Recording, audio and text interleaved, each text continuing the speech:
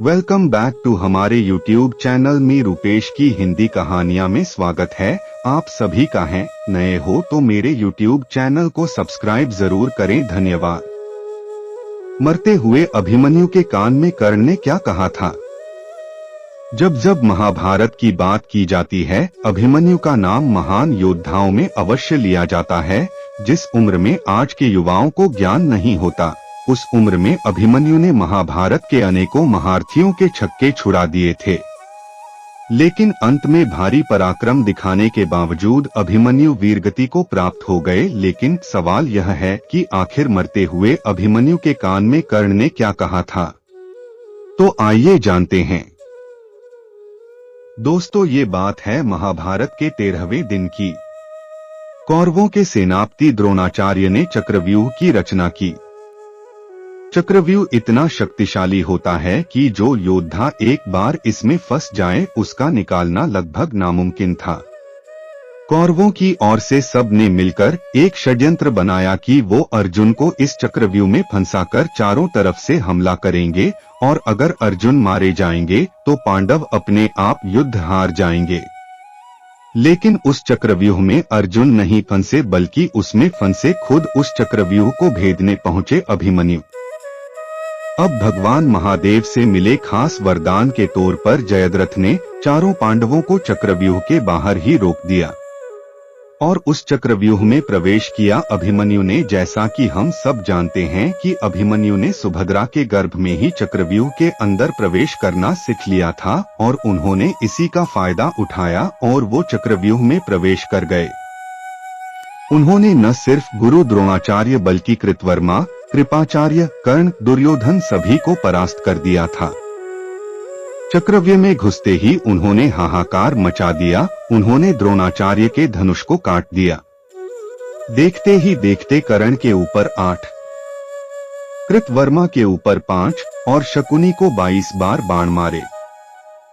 यहाँ तक कि दुर्योधन, शासन और कृपाचार्य ने जब अभिमन्यु को देखा तो उनकी हिम्मत नहीं हुई कि वो अभिमन्यु का सामना कर सके। इसी बीच दुर्योधन के पुत्र लक्ष्मण और अभिमन्यु का भी युद्ध हुआ, जहां अभिमन्यु ने एक ही तीर से लक्ष्मण के सर को धड़ से अलग कर दिया। देखते ही देखते दुर्योधन बहुत क्रोधित हो उठा और उसने कर्ण से गुजारिश की कि सूर्यास्त होने से पहले ही इस बालक को हमें मिलकर मारना होगा। अभिमन्यु अकेला एक ऐसा योद्धा था जिसने 8 से भी ज्यादा योद्धाओं को एक साथ परास्त किया था। जब द्रोणाचार्य को भी इसके बारे में एहसास हुआ तब उन्होंने कर्ण से ये कहा कि इस बालक के धनुष को हमें छुड़ाना होगा। अगर इस बालक के हाथ में धनुष रहा तो सूर्यास्त होने से पहले ही पूरी कौरव सेना का नाश हो जाएगा। इसीलिए मौके का फायदा उठाकर कर्ण ने अभिमन्यु का धनुष काट दिया। अश्वत्थामा ने उसके रथ के टुकड़े कर दिए। फिर क्या 16 साल के बालक के ऊपर 8 से भी ज्यादा महारथी टूट पड़े, लेकिन लगातार बार बार अभिमन्यु सबको परास्त करते जा रहे थे। उसके बाद सभी महारथियों ने एक एक कर अभिमन्यु के ऊपर कई सारे बाण छोड़े, जिस वजह से अभिमन्यु लहूलुहान हो गए। लेकिन फिर भी उन्होंने रथ का पहिया उठाकर युद्ध शुरू रखा और तब ही वो क्षण आया जब अभिमन्यु के समक्ष पहुंचे स्वयं कर्ण, और कर्ण ने उन्हें धराशाही कर दिया। कर्ण ने अभिमन्यु को अपने पास रखा और फिर उनसे कहा है, वीर अभिमन्यु, विश्व के सर्वश्रेष्ठ धनुर्धर बनने की प्रतिस्पर्धा सिर्फ और सिर्फ मेरे और अर्जुन के बीच थी। लेकिन तुमने आज इतना पराक्रम दिखाया कि मैं चकित रह गया।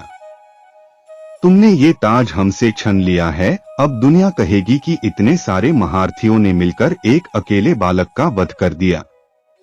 अब तुम इस नर्क रूपी संसार को छोड़कर हमेशा के लिए स्वर्ग चले जाओ पुत्र। यही वो कुछ शब्द थे जो स्वयं कर्ण ने अभिमन्यु के कान में कहे थे और उसके बाद कर्ण ने अभिमन्यु का वध कर दिया। इस तरह एक महान योद्धा जो मात्र 16 वर्ष का था, जिसने कौरवों के 8 से भी ज्यादा महारथियों को धूल चटा दी थी, वो अब स्वर्ग की तरफ प्रस्थान कर रहा था। इसी तरह और भी कहानी देखने के लिए जुड़े रहें हमारे YouTube चैनल से।